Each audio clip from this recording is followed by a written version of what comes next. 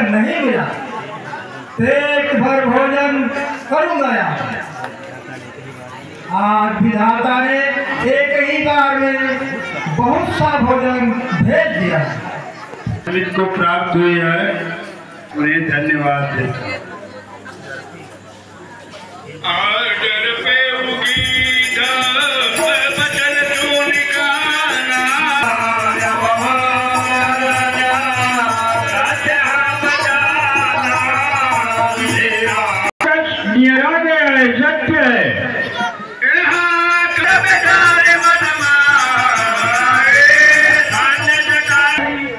जटायु के समान धन्य कोई नहीं है।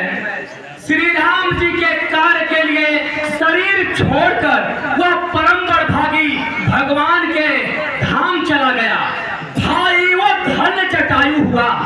अरे भाई वो धन्य जटायु हुआ। खगगण में वह सर्वोत्तम है। उपकार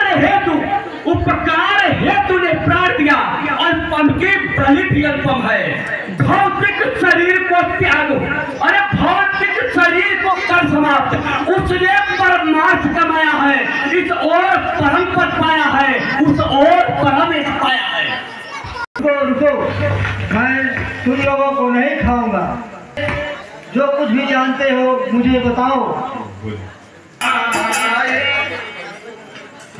सच तो है उस योद्धा ने, अरे सच तो है उस योद्धा ने योगी का कर्म दिखाया है।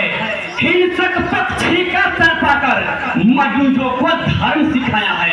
अरे उसका पवित्र जीवन चरित्र, उसका पवित्र जीवन चरित्र इस यार भूमि का गौरव है।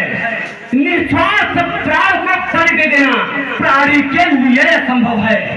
कौशल की रानी सीता का, हे महाराज, कौशल के रानी सीता की जब दंडक वन में हरण हुआ, तब उन्हीं दिनों उपकार हेतु वह गिद्धराज हरिश्चंद्र हुआ। अरे जिसने सीता का हरण किया, हे संताजी महाराज, जिसने सीता का हरण किया उसने ही उसको मारा है। दंडक वन का वह डाकू, हे भाई, शत्रु तुम्हारा है। हम सब तलाश में है उनके, अरे हम सब तलाश में है उसके। तुम भी अब उसे तलाश करो।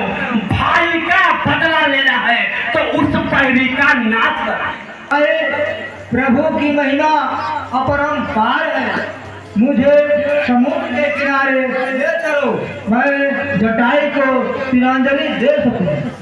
के बदले मैं तुम्हें वचन से सहायता करूंगा।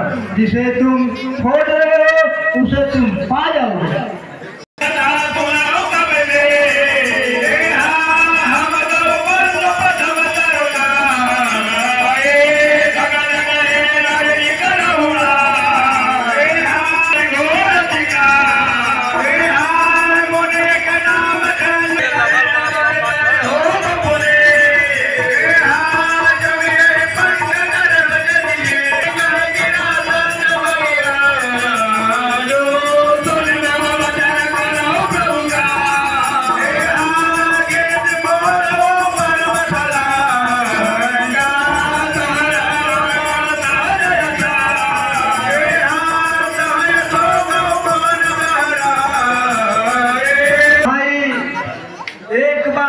आकाश में उड़ रहे थे और उड़ते उड़ते सूर्य के निकट चले गए।